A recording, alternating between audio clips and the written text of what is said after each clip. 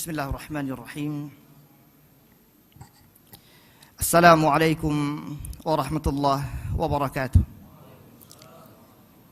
Innal hamdalillah nahmaduhu wa nasta'inuhu wa nastaghfiruh wa na'udzu billahi min shururi anfusina wa sayyiati a'malina. May yahdihillahu fala mudilla lahu wa may yudlil fala hadiya lahu. Wa ashhadu an la ilaha illallah wahdahu la syarika lah. Wa ashhadu anna Muhammadan abduhu wa rasuluh la nabiyya wa la rasula ba'dah. Ya ayyuhalladzina amanu taqullaha haqqa tuqatih wa la tamutunna illa wa antum muslimuna amma ba'd. Fa inna asdaqal hadits kitabullah wa khairal hadi hadi Muhammadin sallallahu alaihi wasallam wa syarrul umuri muhdatsatuha fa inna kulla muhdatsatin bid'ah wa kulla bid'atin dhalalah wa kulla dhalalatin finnar.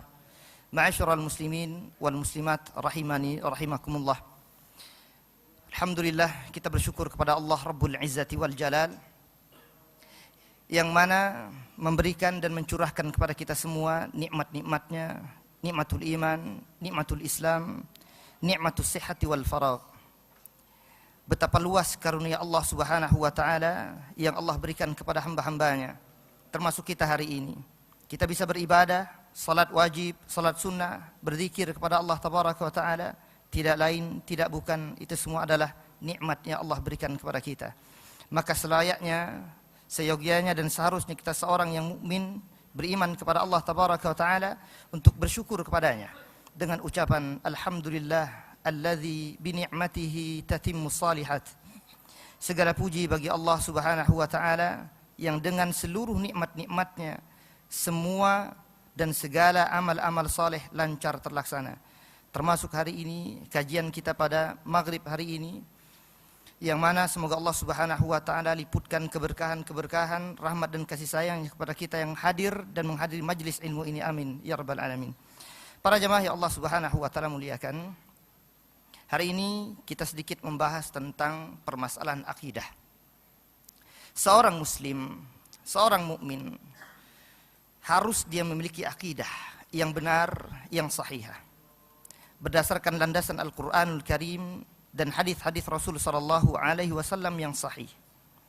Maka kita temukan dalam pelajaran akidah, para ulama memberikan pembahasan mereka setelah mereka melakukan istilah istiqra, mempelajari ayat-ayat Allah dan hadis-hadis Rasul sallallahu alaihi wasallam. Mereka kemudian memberikan kesimpulan. Dan di antara kesimpulan mereka, wajib bagi kita mentauhidkan Allah Subhanahu wa Ta'ala. Karena tauhid kepada Allah Tabaraka wa Ta'ala adalah ajaran para nabi dan para rasul terdahulu. Dari zaman Nabi Nuh alaihi salam sampai zaman Rasul tercinta kita Muhammad sallallahu alaihi wasallam. Maka kita pelajari, setelah kita lihat bagaimana para ulama memberikan pembahasan mereka, muncullah istilah-istilah, mustalahat yang sering kita kenal dengan 3 istilah. Tauhidullah bi uluhiyatihi, tauhidullah bi rububiyatihi, tauhidullah bi asma'ihi wa sifatihi. Kita mentauhidkan Allah Subhanahu wa Ta'ala dengan beribadah hanya kepada Allah Tabaraka wa Ta'ala. Kita mentauhidkan Allah Subhanahu wa Ta'ala, menetapkan Allah lah satu-satunya yang menciptakan kita. Allah Subhanahu wa Ta'ala mengatur seluruh apapun yang terjadi di atas muka bumi ini. Allah yang menetapkan segala apapun yang terjadi di atas muka bumi ini.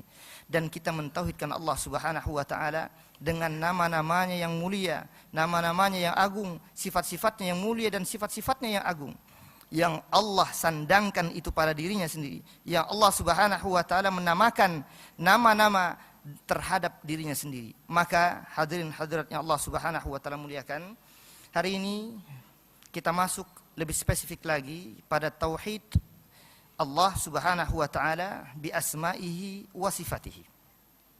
Kita mentauhidkan Allah Subhanahu wa Ta'ala dengan nama-namanya dan sifat-sifatnya. Kenapa kita harus mempelajarinya? Hadirin hadirat yang Allah Subhanahu wa Ta'ala muliakan, setiap kita dipanggil dengan namanya masing-masing. Ada Abdullah, ada Abdul Razak, ada Muhammad, ada Ahmad, dan seterusnya. Setiap kita pun senang, bangga ketika kita dipanggil dengan sebutan dan panggilan nama yang mana nama tersebut diberikan oleh kedua orang tua kita. Tidak dipanggil dengan nama-nama yang aneh, cuplis misalkan. Enggak.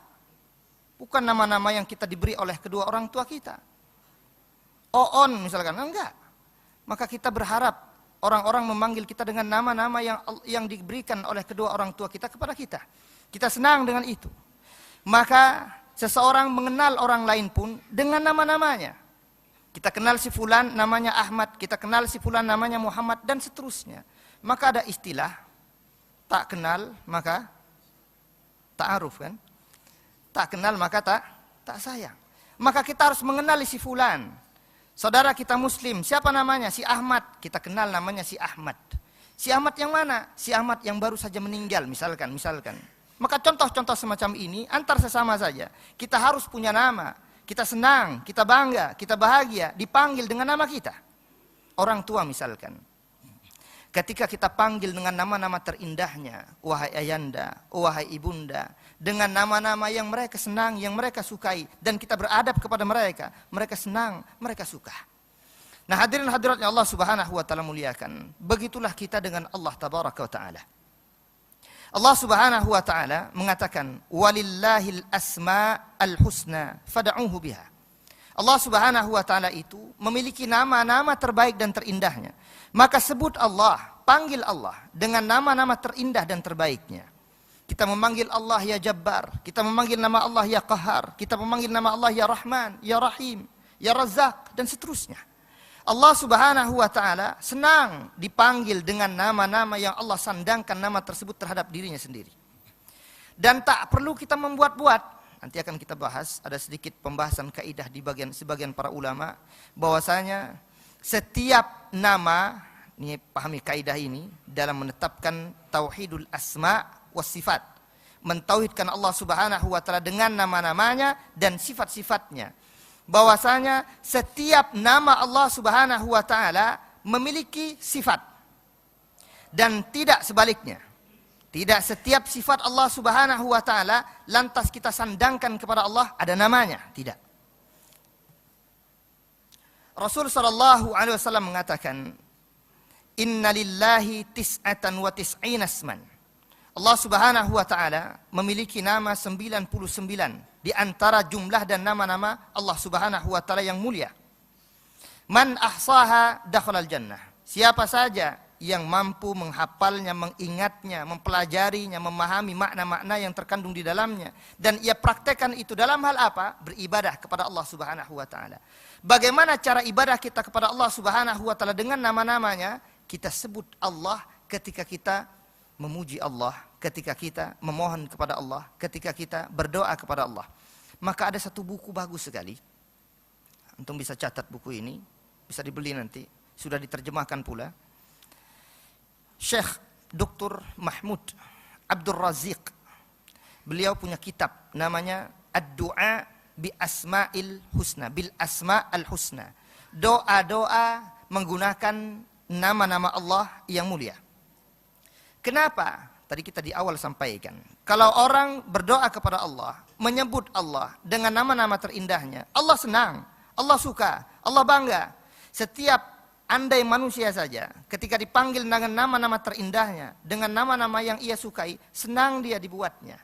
Maka ketika kita meminta sesuatu kepada si fulan dengan memanggilnya dengan nama-nama terbaiknya, dia senang, dia bahagia, apa yang kita minta akan diberikannya.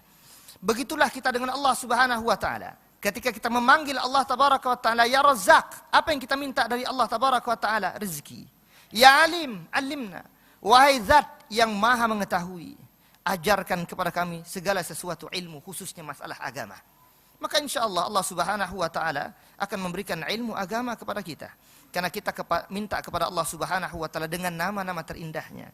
Maka di sini para ulama katakan, setiap nama memiliki sifat, tapi tidak setiap sifat Allah Subhanahu wa taala memiliki nama. Karena Allah Subhanahu wa taala sebagaimana juga disebutkan oleh Rasul sallallahu alaihi wasallam dalam riwayat Al-Imam Ahmad ibn Hanbal rahimallahu taala, Rasul mengajarkan kepada para sahabatnya. Nah, maka para hadirin hadiratnya Allah Subhanahu wa taala muliakan, kalau kita mendapatkan kesusahan. Siapa sih di antara kita yang tak pernah mendapatkan ujian dan cobaan berupa gulana gundah, kacau, galau, lagi dalam keadaan keuangan yang seret, dan seterusnya dan seterusnya.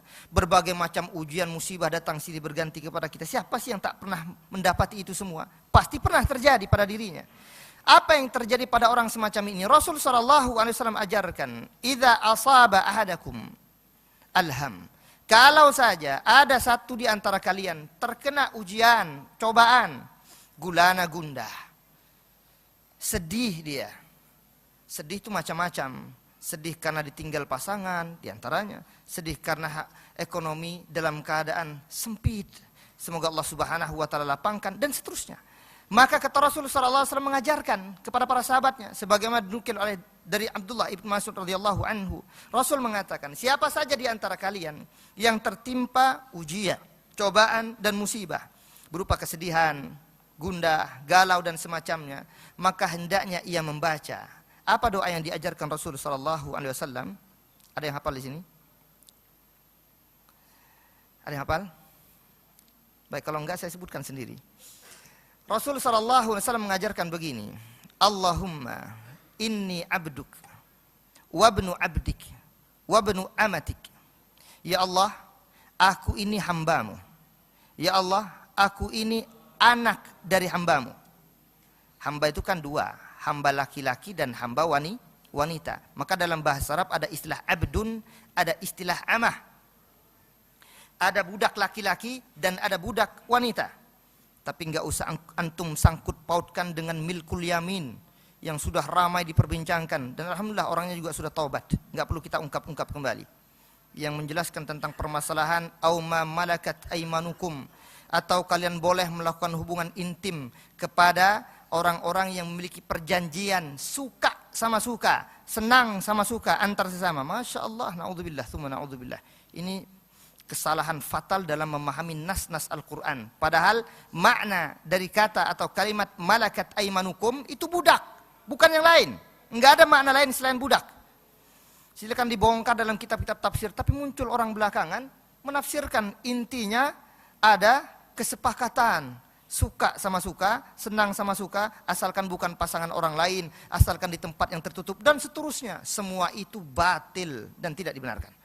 Tapi hadirin Allah Subhanahu wa taala muliakan. Nah, di sini kita lihat ungkapan budak, abduk dengan amah, budak laki-laki dan budak wanita. Siapa itu? Hamba sahaya Allah Subhanahu wa taala, baik laki-lakinya atau wanitanya. Kita katakan, ya Allah, aku ini hambamu.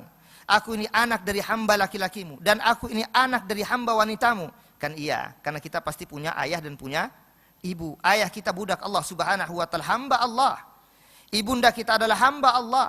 Maka semua itu kita katakan kepada Allah Rabbul Izzati wal Jalal. Jangan lagi sampai ada ungkapan-ungkapan mengatakan, aku tak mau menjadi hamba Allah, aku maunya jadi teman dan sahabat karib Allah. Kita temukan dalam sebuah status Facebook seseorang, naudzubillah tsumma naudzubillah, mengatakan dengan ungkapan ini ungkapan batil dan ungkapan kufur. Kalau ia yakini itu bahwa dirinya bukan hamba Allah, keluar dia dari Islam. Naudzubillah tsumma naudzubillah. Nah, hadirin Allah Subhanahu wa taala muliakan, kembali kita ke sini. Rasul mengajarkan kepada para sahabatnya, ucapkan doa berikut ini. Allahumma inni abduka wabnu abdika wabnu amatik. Aku ini hambamu ya Allah, anak dari hamba laki-lakimu, anak dari hamba wanitamu. Nasiyati biadik. Ubun-ubunku ada dalam genggaman. Apa maknanya? Terserah Allah, kita mau dibawa kemana. Rasul kemudian melanjutkan.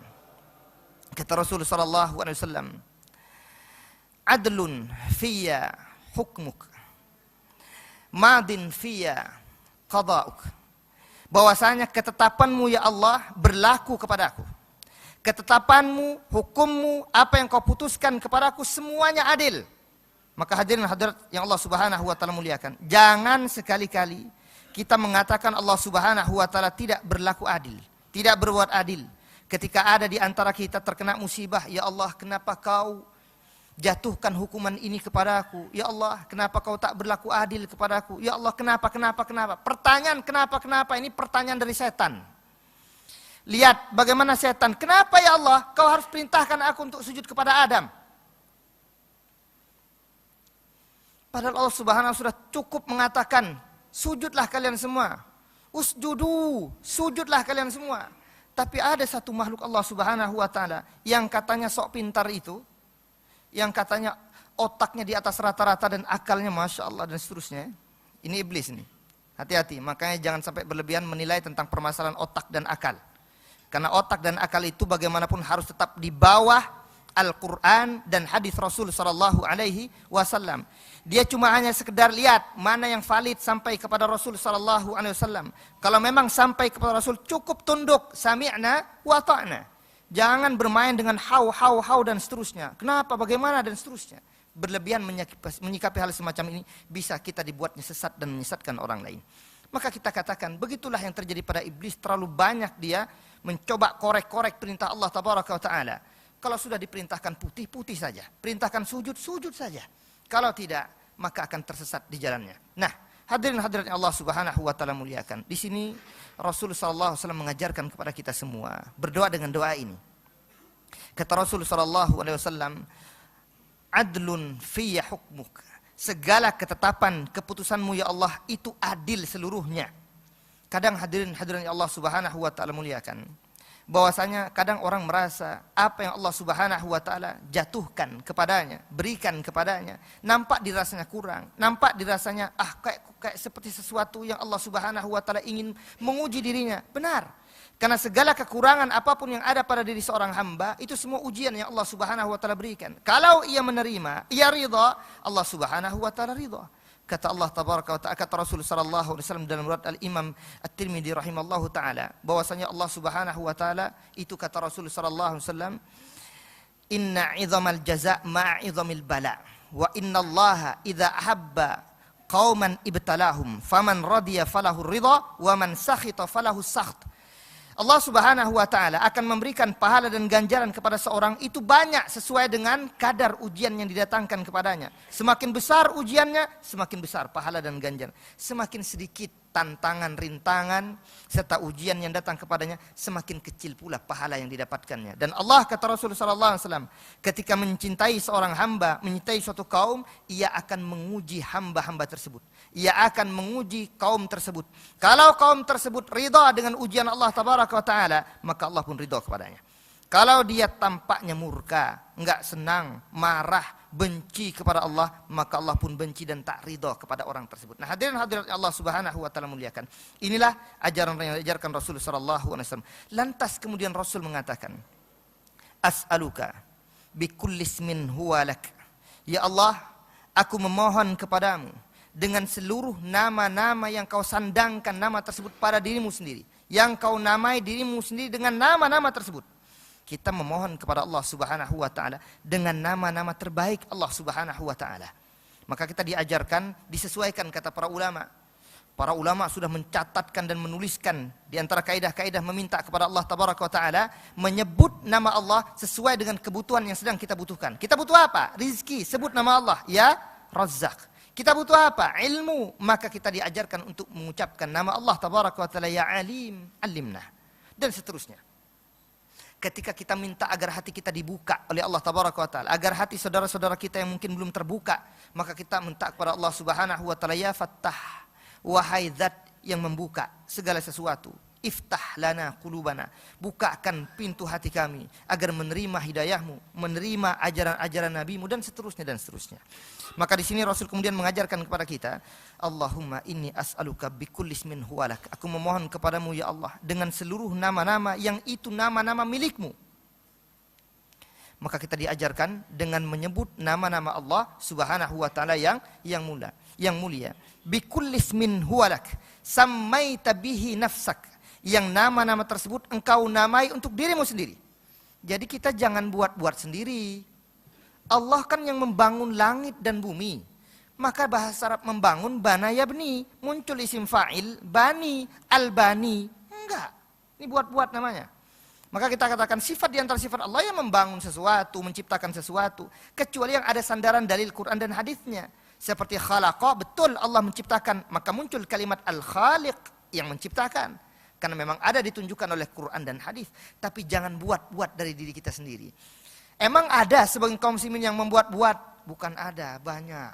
nanti dalam permasalahan sifat-sifat Allah dan nama-nama Allah, muncullah beberapa sekte-sekte yang nampak menyimpang dari jalannya Ahlus Sunnah wal Jamaah. Ada sebagian yang melakukan ta'til. Apa itu ta'til? Menolak sama sekali. Apa mereka katakan? Kalau kita namakan Tuhan itu punya nama, ada namanya Ar-Rahman, Ar-Rahim, dan seterusnya dan seterusnya. Berarti sama dong seperti manusia. Hati-hati ini pemahaman ini. Dia berusaha untuk mencoba menggugat ungkapan-ungkapan orang-orang terdahulu, termasuk ungkapan Al-Quran dan hadis-hadis Rasul Sallallahu Alaihi Wasallam. Orang-orang Jahmiyah, mereka mengatakan tidak, jangan sampai kita mensifati Allah dengan sesuatu, jangan sampai kita menamai Allah dengan sesuatu. Karena kalau kita namai Allah dengan sesuatu, kita sifati Allah dengan sesuatu, sifatnya begini dan seterusnya.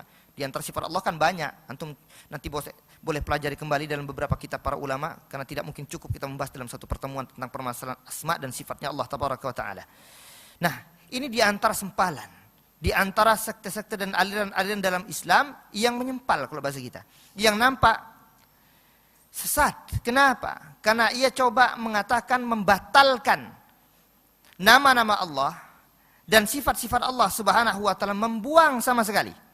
Ada pula yang cuma hanya membuang sebagian, menetapkan sebagian. Ini kita katakan, afatu'minuna bi ba'dil kitab wa takfuruna bi ba'd? Apa kalian mau beriman kepada sebagian Quran dan kemudian tidak beriman dengan sebagian Quran yang lain? Beriman dengan hadis-hadis Rasul yang lain dan tidak beriman dengan hadis-hadis Rasul yang lainnya?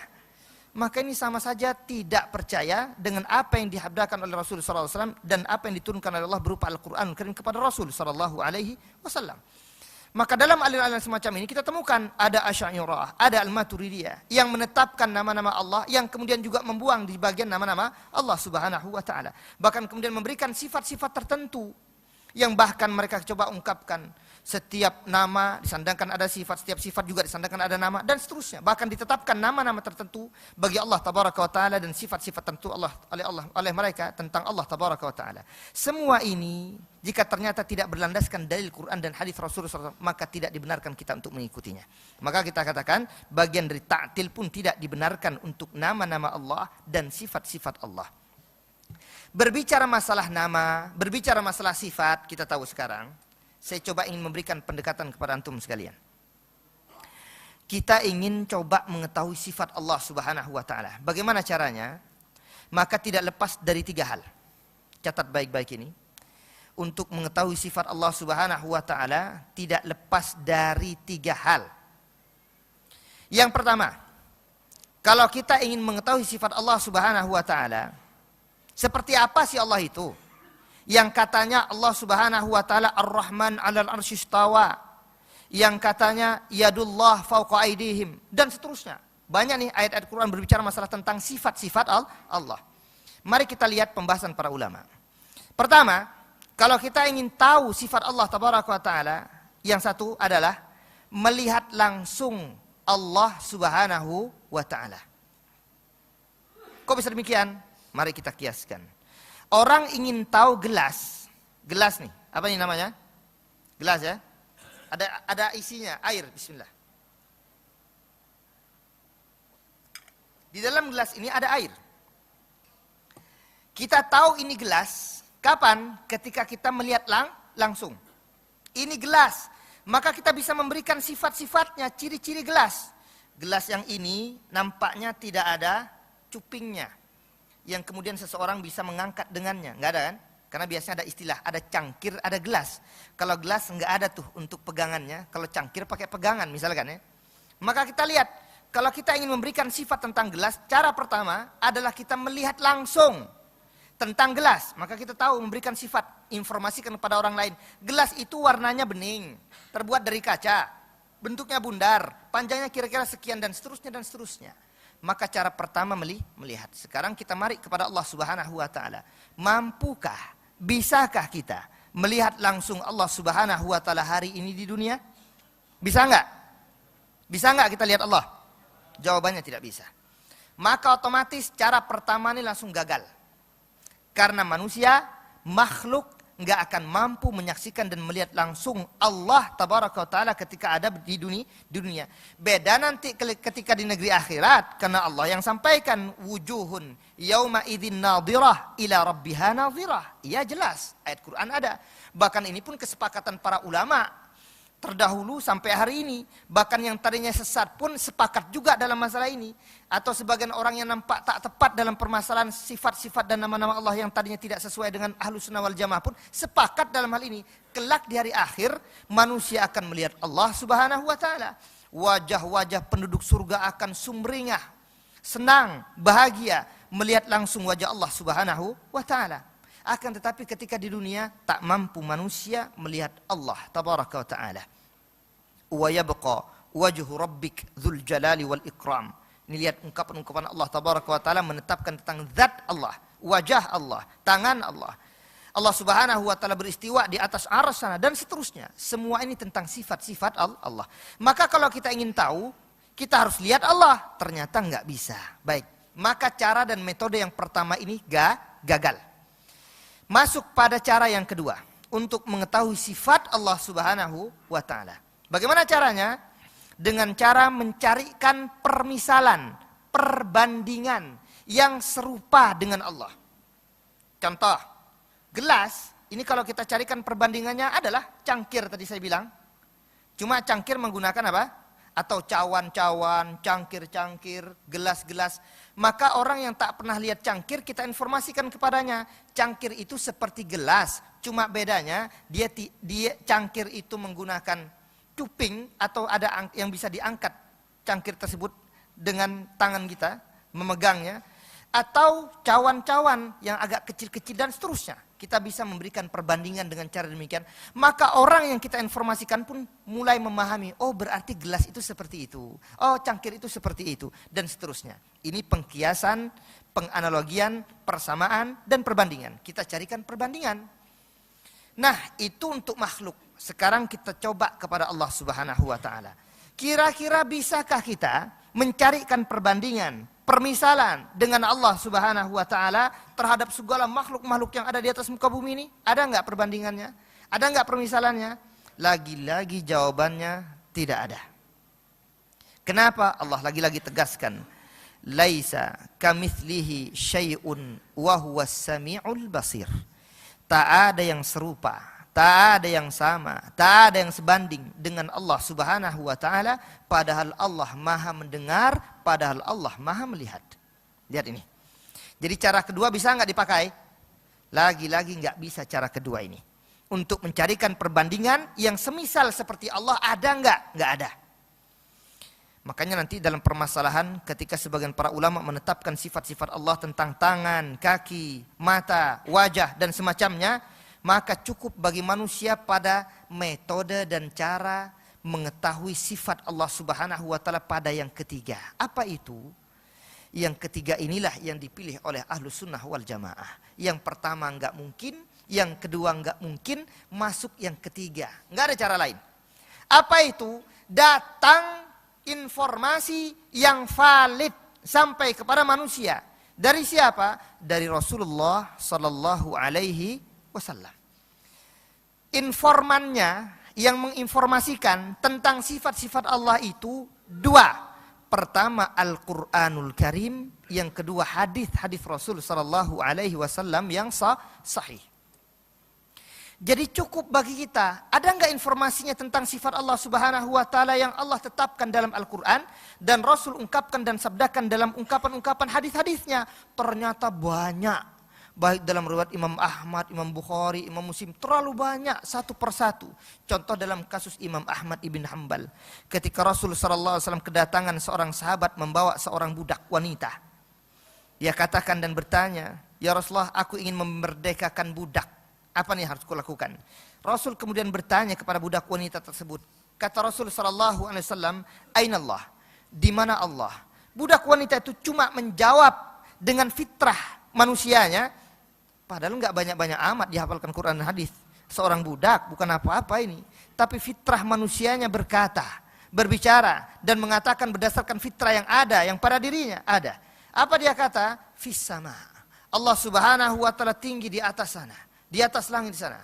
Ini fitrah manusia muncul. Apa kata Rasul? Rasul cuma mengatakan a'tiqha fa innaha mu'minah.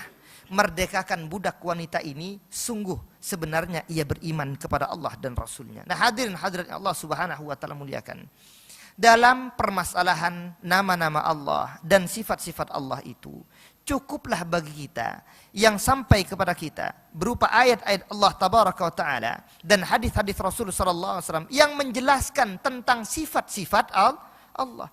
Jangan kemudian dibantah, merasa sok pandai, merasa sok lebih tahu daripada Rasul sallallahu alaihi wasallam. Dengan cara apa? Mencarikan takwil-takwil, mencarikan tahrif-tahrif, mencarikan tamtsil dan seterusnya. Orang yang mentahrif, kita katakan ini sudah keluar dari caranya para ulama terdahulu, manhajnya para sahabat dan termasuk Rasul sallallahu alaihi wasallam. Kenapa? Mari kita lihat, enggak usah jauh-jauh ke masa para sahabat. Di masa Al-Imam Malik rahimahullahu taala rahmatan wasi'ah. Beliau ketika pernah ditanya di antara orang-orang yang hadir di kajiannya, kajian Imam Malik itu ribuan yang hadir di Masjid Nabawi. Manusia berkumpul ribuan. Ditanya Imam Malik rahimahullah ta'ala. Beliau ditanya tentang apa? Kaifa Allah yastawi? Kaifa istiwa Allah? Bagaimana Allah beristiwa? Bagaimana Allah subhanahu wa ta'ala beristiwa? Seperti apa istiwanya Allah? Pertanyaan ini para jamaah yang Allah subhanahu wa ta'ala muliakan, tidak perlu kita ungkapkan. Enggak usah korek-korek bagaimananya Allah subhanahu wa ta'ala. Karena otak manusia enggak akan pernah sampai. Enggak akan pernah bisa menalarnya. Enggak usah jauh-jauh tentang permasalahan Allah subhanahu wa ta'ala. Mari kita lihat kejadian terdahulu. Ketika Allah subhanahu wa ta'ala memperjalankan baginda Rasul sallallahu alaihi wasallam dari kota Makkah menuju kota Palestina, Quds.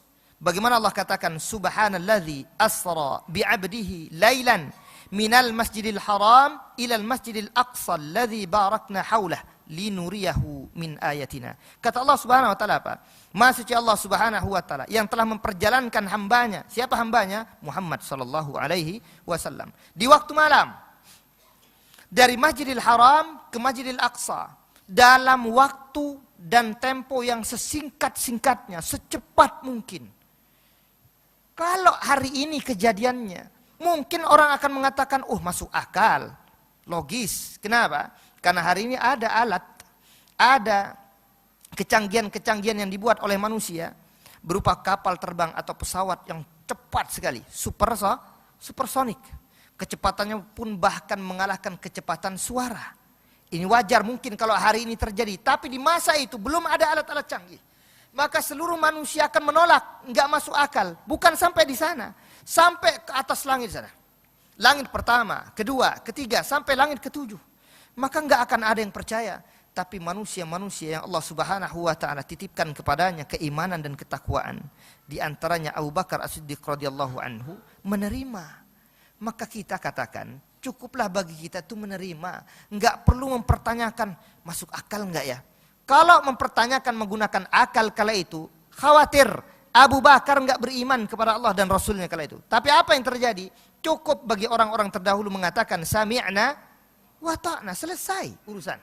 Enggak perlu mempertanyakan kenapa bisa begini, kenapa bisa begitu dan seterusnya. Bahkan kita lihat hari ini, saya beberapa kali temukan ungkapan ceramah beberapa ketua Departemen Agama masa lalu ya. Menteri Agama masa lalu, saya tidak sebutkan siapa sipulan-sipulannya, ketika kejadian setiap peringatan Isra wal Mi'raj, diceritakanlah tentang kejadian Isra wal Mi'raj, dicarikan bukti-bukti ilmiahnya. Itu diubah oleh Allah subhanahu wa ta'ala dengan kecepatan cahaya, karena kalau fisik nggak akan mampu, fisiknya pasti hancur dan rusak. Dan seterusnya dan seterusnya. Maka Allah akan merubah fisik Muhammad SAW menjadi cahaya. Itu semua tidak ada bukti dalil. Tidak perlu kita menggunakan penalaran begini-begini dan seterusnya, enggak perlu. Cukup bagi kita mengimani dan meyakini jika memang itu pernah terjadi, kita cukup mengatakan benar ya Allah, benar ya Rasulullah. Kau telah pernah diperjalankan oleh Allah tabaraka wa taala di malam itu. Lailatul Isra wal Mi'raj. Maka bagi kita tentang nama-nama Allah, sifat-sifat Allah pun cukup menerima. Tidak perlu mempertanyakan. Ketika sudah mulai mempertanyakan, siap-siap. Ada sesuatu yang sudah nampak khawatir menyimpang dari diri kita tentang permasalahan akidah kepada Allah tabaraka wa taala, tentang nama-nama Allah dan sifat-sifat Allah tabaraka wa taala. Lihat. Di sini Imam Malik ditanya oleh salah satu di antara jamaahnya, bagaimana Allah Subhanahu wa taala beristiwa? Apa jawab beliau? Beliau menjawab dengan 4 kalimat, dengan 4 kata. Kata beliau, al-istiwa'u ma'lum, wal kaifu majhul, wal imanu bihi wajibun, was-su'alu anhu bid'atun. 4 kata. Kata beliau apa? Kata Imam Malik rahimahullah taala, al-istiwa itu dah jelas, enggak perlu dipertanyakan dari segi bahasakah, dari segi istilahkah. Ini pemahaman imam besar, Imam Malik yang diakui seluruh manusia di atas muka bumi ini. Imam besar dari 4 madhab yang memiliki keyakinan al-istiwa maklum, enggak perlu lagi pakai takwil-takwil apapun. Yang sebagaimana orang-orang belakangan mencarikan pentakwilannya. Oh, istiwa itu maknanya istila, yaitu dari kata istaula, menguasai. Ar-Rahman 'alal arsy istawa. Allah Subhanahu wa taala yang Maha Rahman itu menguasai dari atas arsyana. Kemarin-kemarin kemana aja? Ini kan begitu, khawatir nanti muncul pertanyaan. Kalau kita tarik terus pertanyaan, kita larikan, dan seterusnya. Kita khawatir. Jangan sampai pertanyaan-pertanyaan semacam ini muncul. Al-Imam Malik jawab pertanyaan tersebut. Kata beliau apa? Istiwa udah jelas. Enggak usah dibahas dengan pembahasan-pembahasan yang panjang lebar. Cukup bagi kita apa? Kata beliau, istiwa maklum. Wal kaif majhul. Seperti apanya, bagaimananya, seperti apa Allah beristiwa, bagaimana Allah beristiwa, enggak diketahui oleh siapapun. Jangankan kita manusia biasa, Rasul kita Muhammad SAW pun tidak tahu seperti apa istiwanya Allah tabaraka wa ta'ala. Makanya para sahabat yang mereka cerdas-cerdas pun tak pernah mempertanyakan seperti apa ya Rasulullah Allah tabaraka wa ta'ala itu beristiwa, enggak pernah mereka usik-usik ini. Sampai datang orang-orang belakangan yang kita katakan menyimpang dari jalan yang benar, menyimpang dari akidah yang benar. Sampai mempertanyakan. Makanya dengan nada yang sedikit agak kasar, Imam Malik di ujungnya mengatakan apa? Wal imanu bihi wajib. Beriman tentang istiwanya Allah Subhanahu wa taala itu wajib. Dan wassu'alu anhu bid'atun. Bertanya tentang permasalahan istiwa itu seperti apa dan sebagaimana, maka itu perkara baru dalam agama. Bidah. Beliau katakan bidah, perkara baru dalam agama yang tak pernah ditanyakan oleh para sahabat Rasul sallallahu alaihi wasallam. Padahal ayat-ayat itu turun kepada mereka. Mereka itu para jamaah sekalian, setiap ada kata, kalimat yang mereka tak faham, pasti mereka tanyakan kepada Rasul sallallahu alaihi wasallam. Atau antar sahabat saling bertanya. Maka dulu pernah kita tahu penafsir yang paling handal dan paling ulung di kalangan para sahabat siapa? Abdullah ibnu Abbas radhiyallahu anhuma wa ardahuma. Kenapa? Karena Rasul berdoa kepada Allah Subhanahu wa taala, Allahumma faqihhu fid din wa 'allimhu ta'wil. Ya Allah, ajarkan kepada hambamu yang satu ini, anak muda nih, masih muda belia, Abdullah bin Abbas, sepupu Nabi sallallahu alaihi wasallam. Maka kata Rasul, ya Allah, ajarkan kepada anak muda ini agamamu dengan benar, faqih. Faqih itu Masya Allah dalam keilmuan agamanya, itu dalam, faqih. Maka orang yang ahli fikih namanya faqih, Pak. Maka Rasul katakan, wa'allimhu ta'wil, dan ajarkan kepadanya bagaimana mentakwil ayat-ayat Allah Subhanahu wa taala. Pernah beliau ditanya oleh Umar bin Khattab radhiyallahu taala anhu wa ardah. Wa faqihatan wa abba. Faqihah tahulah dia. Apa makna abba? Dijelaskanlah oleh Abdullah bin Abbas, adalah jenis tumbuh-tumbuhan yang tumbuh di jazirah Arab kala itu. Maka Umar pun tahu dan sadar. Lihat, itu Umar. Maka beliau segera bertanya. Otomatis kalau ada sesuatu kalimat dalam ayat Al-Quran ataupun ungkapan-ungkapan, mereka akan saling bertanya. Tapi nampaknya pada ayat yang sedang kita bacakan tadi, tentang permasalahan istiwa misalkan, tak satu pun kita temukan di kalangan para sahabat saling bertanya tentang kalimat dan makna istiwa. Ini menunjukkan mereka cukup memahami sesuai dengan apa yang diungkap oleh ayat-ayat Al-Quran dan hadis-hadis Rasulullah SAW tanpa mempertanyakan seperti apa dan bagaimananya. Inilah pemahaman yang insya Allah yang paling selamat tentang permasalahan menetapkan nama-nama Allah dan sifat-sifat Allah Subhanahu wa taala. Maka bagi kita yang ingin selamat cuma mudah caranya. Apa yang diajarkan oleh Rasul sallallahu alaihi wasallam kepada para sahabatnya, dan apa yang diajarkan oleh para sahabat Rasulullah SAW kepada para tabi'in terus sampai kepada kita, maka itulah jalan yang paling selamat bagi kita.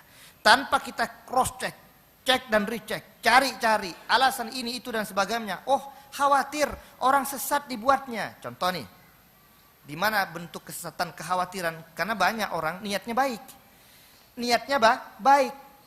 Sebenarnya dari niatnya mudah-mudahan dia mendapatkan kebaikan, tapi prakteknya salah. Apa niatnya? Agar orang tidak menyamakan Allah Subhanahu wa taala dengan makhluk, dengan istilah istiwa. Seperti misalkan, oh istiwa itu apa maknanya? Bersemayam, duduk, berada di sebuah tempat dan semacamnya. Kalau semacam ini kan akal bermain sekarang. Oh kalau semacam ini berarti sama dengan makhluk. Sementara tidak mungkin, laisa kamitslihi syai'un wa huwas samiul basir. Mereka coba pertentangkan dengan ayat tadi.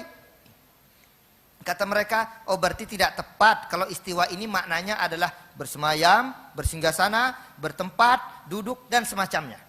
Padahal kalau antum buka nanti dalam kamus besar bahasa Indonesia, semayam misalkan, itu betul ada di antara maknanya adalah duduk, bertempat dan semacamnya. Lantas kemudian istiwa diartikan dengan semacam ini, dan kita temukan sebagian para ulama meskipun masih ranah khilaf yang panjang mana istiwa dari segi makna ya. Apa maknanya? Tapi kita katakan tidak setiap orang ketika ia duduk pada tempat betul ia butuh pada tempat tersebut, tapi Allah Subhanahu wa taala tidak pernah butuh sama sekali. Karena Allah tekankan wallahu ghaniyun 'anil alamin. Allah itu maha tidak butuh dengan seluruh alam. Tapi kalau nanti ditanya, kalau kita larikan ke pertanyaan-pertanyaan yang ramai juga misalkan, lah kalau begitu ketika Allah memerintahkan Jibril, Allah butuh kepada Jibril. Apa begitu pertanyaannya? Tentu tidak. Ada hikmah di balik itu yang kita manusia tidak tahu dan tidak akan pernah mengerti. Kenapa Allah masih menyuruh Jibril untuk melakukan sebuah misinya, sebuah perbuatannya, misalkan menyampaikan wahyu. Kenapa harus menggunakan Jibril? Allah saja langsung sampaikan kepada Rasul sallallahu alaihi wasallam. Kalau Allah mau selesai. Tapi nyatanya menggunakan Jibril. Apakah berarti Allah butuh kepada Jibril? Jawabannya tidak. Maka begitulah yang terjadi pada kalimat istawa. Kalimat istawa alal arsy, dan semua sifat-sifat Allah Subhanahu wa taala. Cuma bagi kita adalah menetapkan apa yang Allah Subhanahu wa taala tetapkan tanpa kita coba gali kembali seperti apa dan bagaimananya. Karena kalau kita demikian adanya khawatir kita sudah menampak menyimpang, tidak menyesuai apa-apa dan jalan-jalannya orang-orang terdahulu dalam menetapkan nama-nama Allah dan sifat-sifat Allah Subhanahu wa taala. Taib, saya kira masih terlalu panjang sebenarnya pembahasan ini dan tidak akan kelar dalam pertemuan satu kali ini. Mudah-mudahan jika Allah Subhanahu wa taala berkenan memberikan kita kesempatan, bolehlah kita bertemu kembali mudah-mudahan ya. Kalau tidak maka ini yang pertama dan yang terakhir insyaallah.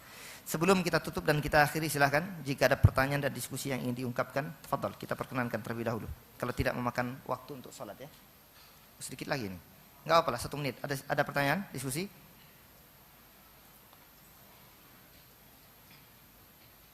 Kayaknya sudah pada ngebet pengen salat semua ya. Baik.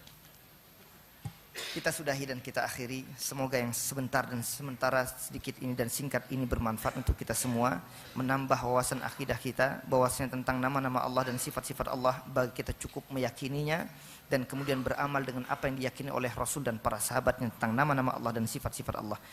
Yang salah dan kurang dari saya pribadi atas gangguan syaitan, yang hak dan benar hanya dari Allah tabaraka wa taala. Subhanakallahumma wa bihamdika asyhadu an la ilaha illa anta astaghfiruka wa atubu ilaik. Assalamualaikum warahmatullahi wabarakatuh.